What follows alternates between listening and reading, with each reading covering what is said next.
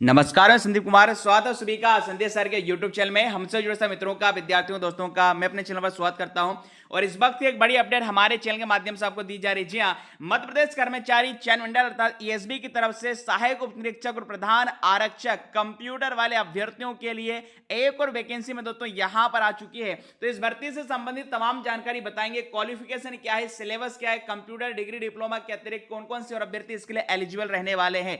और फिलहाल यदि आप सीपीसीडी की तैयारी कर रहे हैं या ग्रुप 4 की तैयारी कर रहे हैं तो ग्रुप 4 का कोर्स हो, चाहे सीपीसीडी की टेस्ट सीरीज या सीपीसीडी का कोर्स हो, क्योंकि पंचायत सचिव में भी सीपीसीडी अनिवार्य कर दिया गया है। तो ये सब कुछ आपको हमारी एप्लीकेशन पर मिल जाएगा। और वहीं पर आईटीआई ट्रेनिंग ऑफिसर जिसका एग्जाम भी इसी महीने से संभावित है, यहां पर पूरा डिटेल में computer general plus advance computer हमारी इस बैच में पढ़ाया जा रहा है, जो कि बेसिकली यदि बात करें एएसआई और जो आज जो वैकेंसी है इसमें आपके लिए बेनिफिशियल रहेगा। इसके अलावा इसके टेस्ट सीरीज भी आप हमारी एप्लीकेशन से ले सकते हैं। एप्लीकेशन का नाम है संदीप गौर सर। इसी वीडियो के डिस्क्रिप्शन में हमारे व्हाट्सएप चैनल, टेलीग्राम ग्रुप और एप्लीकेशन की लिंक देख के रखिए, जिससे आप हमसे जुड़ सकते हैं। अब सीधे रूल बुक पर लेकर चलते हैं, सारी जानकारी आपको बताते हैं।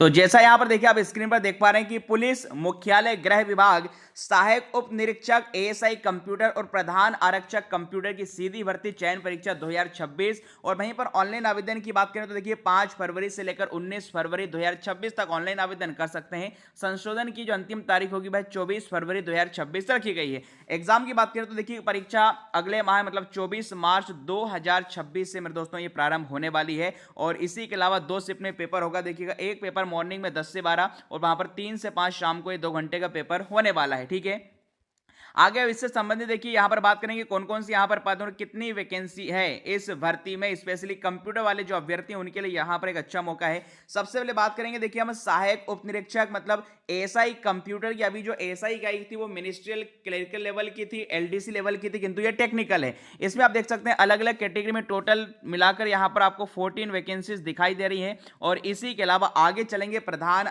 आरक्षक कंप्यूटर पोस्ट कोड 2, इसमें कुल वैकेंसी यहां पर 75 अलग अलग कैटेगरी में आप देख सकते हैं। और इसी के अलावा अब बात करेंगे, देख सकते हैं सहायक उप निरीक्षक एएसआई कंप्यूटर और प्रधान आरक्षक कंप्यूटर के बारे में पूरी जो महत्वपूर्ण नियमावली है वेबसाइट पर ईएसबी की आ चुकी है। और यहां पर आप देख सकते हैं लिखा गया है एक बात स्पष्ट पॉइंट कि अभ्यर्थी के पास आवेदन पत्र भरने की अंतिम तिथि तक संबंधित सभी आवश्यक प्रमाण पत्र अनिवार्य होने चाहिए। ये यहां पर आप देख सकते हैं, मतलब जो भी क्वालिफिकेशन है आवेदन की अंतिम तिथि 19 फरवरी तक आपके पास संपूर्ण होने चाहिए। मतलब लास्ट ईयर या रनिंग वाले जो अभ्यर्थी हैं वो इसके लिए एलिजिबल नहीं होंगे। वेतनमान की बात करें तो देखिए एएसआई का यहां पर 28,700 से लेकर यहां पर 91,300 तक जाने वाला है। और प्रधान आरक्षक का यहां पर 25,300 से लेकर 80,500 तक ये वेतनमान जाने वाला है।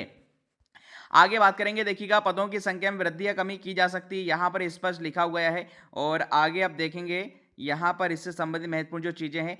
चलिए अब यहां पर देखिएगा सबसे पहले क्वालिफिकेशन देखिए सबसे महत्वपूर्ण है आपके लिए। क्या न्यूनतम शैक्षणिक योग्यता होगी सहायक उप निरीक्षक कंप्यूटर की, मतलब एएसआई टेक्निकल वालों के लिए इसकी जो योग्यता है वो ध्यान से यहां पर समझिएगा। क्या लिखा गया है कि यहां पर किसी भी विश्वविद्यालय से एफिलिएटेड संस्था से कंप्यूटर या आईटी टेक्नोलॉजी विषय में स्नातक अथवा स्नातकोत्तर हो। मतलब आपका ग्रेजुएशन कंप्यूटर या फिर आईटी में है या फिर पोस्ट ग्रेजुएशन आपका कंप्यूटर आईटी में, तो आप एलिजिबल होंगे। या फिर इसके अलावा लिखा गया है राजीव गांधी तकनीकी विश्वविद्यालय द्वारा या किसी मान्यता प्राप्त पॉलिटेक्निक से कंप्यूटर इंफॉर्मेशन टेक्नोलॉजी में 3 वर्ष का डिप्लोमा या इस विषयों में उच्च शिक्षा हो। मतलब या तो आपने 3 वर्ष का कंप्यूटर आईटी में डिप्लोमा किया है तो आप इसके लिए एलिजिबल होंगे, या फिर आपने कंप्यूटर में कोई भी डिग्री या डिग्री या की है, मास्टर डिग्री की है, तो आप इसके लिए एलिजिबल हैं।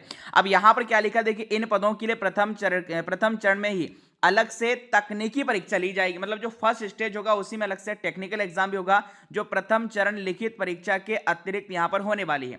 और द्वितीय चरण के लिए चयनित अभ्यर्थियों की तकनीकी प्रायोगिक परीक्षा भी ली जाएगी, मतलब प्रैक्टिकल एग्जाम भी होगा। और प्रधान आरक्षक देखिए ये यहां पर 12वीं पास वाले अभ्यर्थियों के लिए है। मान्यता प्राप्त मंडल से देखिएगा हायर सेकेंडरी 10+2 में आपने देखिएगा भौतिक, रसायन, विज्ञान, गणित विषयों में यहां पर परीक्षा उत्तीर्ण को, मतलब 12th में यदि आपका साइंस सब्जेक्ट रहे, चाहे वो केमिस्ट्री हो, चाहे वो यहां पर बायोलॉजी हो या फिर साइंस या गणित में, मतलब 12th में यदि आपका साइंस बैकग्राउंड है तो आप इसके लिए एलिजिबल है। किंतु 12वीं साइंस के अतिरिक्त यहां पर देखिएगा और क्या साथ में चाहिए, तो देखिए और करके लिखा है कि विश्वविद्यालय अनुदान से आपके पास 1 साल का कंप्यूटर डिप्लोमा भी होना चाहिए, चाहे वो डीसी हो, चाहे पीजीडीसी हो या कोपा, मतलब 12th में साइंस या बायोलॉजी जो भी आपका रहे, साइंस प्लस 1 साल का कंप्यूटर डिप्लोमा चाहिए। और ये भी लिखा है कि कंप्यूटर में यदि आपने कोई भी डिग्री डिप्लोमा किया है स्पेशल अलग से, तो फिर आपको यहाँ पर 1 साल के कंप्यूटर डिप्लोमा की आवश्यकता नहीं पड़ेगी। यहाँ पर लिखा गया है, एक बात स्पष्ट रूप से आप देख सकते हैं यहाँ पर कि इसके अतिरिक्त यहाँ पर कंप्यूटर आईटी में 3 वर्ष का कंप्यूटर डिप्लोमा है या निम्नलिखित विषयों में आपने यहाँ पर देखिएगा लिखा है स्नातक अथवा स्नातकोत्तर उपाधि की है, तो यहाँ पर कंप्यूटर साइंस में, तो भी आपको फिर अलग से 1 साल के डिप्लोमा की आवश्यकता नहीं है। इन पदों के लिए प्रथम चरण में अलग से देखिएगा इसकी भी तकनीकी परीक्षा ली जाएगी और प्रथम चरण लिखित परीक्षा की अतिरिक्त होगी। द्वितीय चरण के लिए अभ्यर्थियों की तकनीकी प्रायोगिक परीक्षा इसकी भी यहाँ पर ली जाएगी।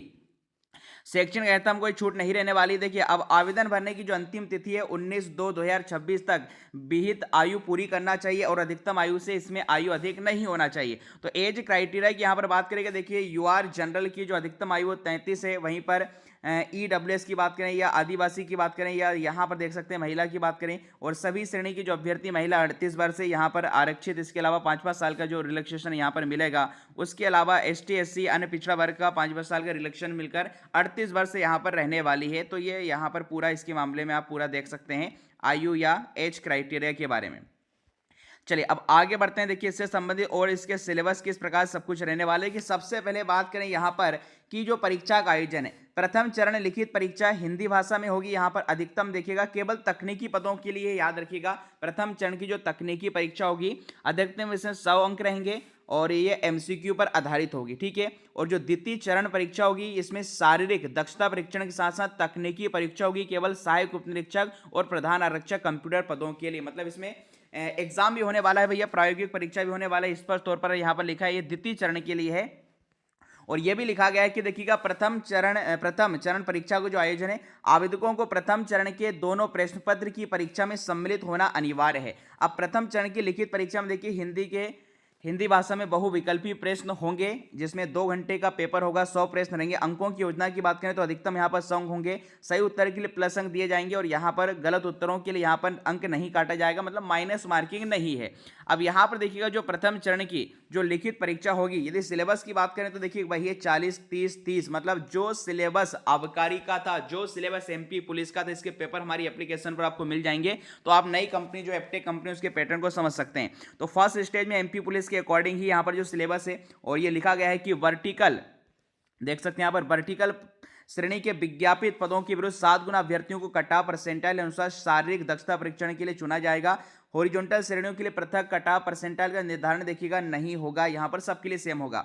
अब प्रथम चरण की देखिए तकनीकी परीक्षा, देखिए फर्स्ट स्टेज में एक आपका नॉर्मल पेपर है और एक होगा उसकी टेक्निकल एग्जाम। इसमें क्या होने वाला, तो देखिए अधिकतम 100 अंक का रहेगा, निम्नलिखित पाठ्यक्रम पर आधारित होगा, इसकी अवधि 2 घंटे की रहेगी। प्रश्नों का प्रकार हालांकि यहाँ पर भी एमसीक्यू ही रहने वाला है। और अब यदि हम इसके सिलेबस की बात करें, चाहे सहायक उपनिरीक्षक कंप्यूटर हो चाहे प्रधान आरक्षक कंप्यूटर, जो टेक्निकल एग्जाम जो कि फर्स्ट स्टेज के साथ ही होगा, याद रखिएगा। इसमें देखिएगा computer information technology, computer networking व सॉफ्टवेयर विषयों पर आधारित स्नातक के स्तर पर प्रश्न पूछे जाएंगे। और यहाँ पर भी कंप्यूटर इंफॉर्मेशन टेक्नोलॉजी एवं कंप्यूटर नेटवर्किंग व सॉफ्टवेयर जैसे विषयों पर आधारित डिप्लोमा स्तर के यहाँ पर प्रश्नों का जो स्तर रहेगा वो रहेगा। तो ये समझ सकते हैं कुल मिलाकर कंप्यूटर आईटी नेटवर्किंग से संबंधित आपको यहाँ पर सारी चीजें पढ़नी पड़ेगी। और इसके लिए आप हमारी एप्लीकेशन के कोपा कोर्स के साथ जुड़ जाएंगे तो इसकी तैयारी आपकी हो जाएगी।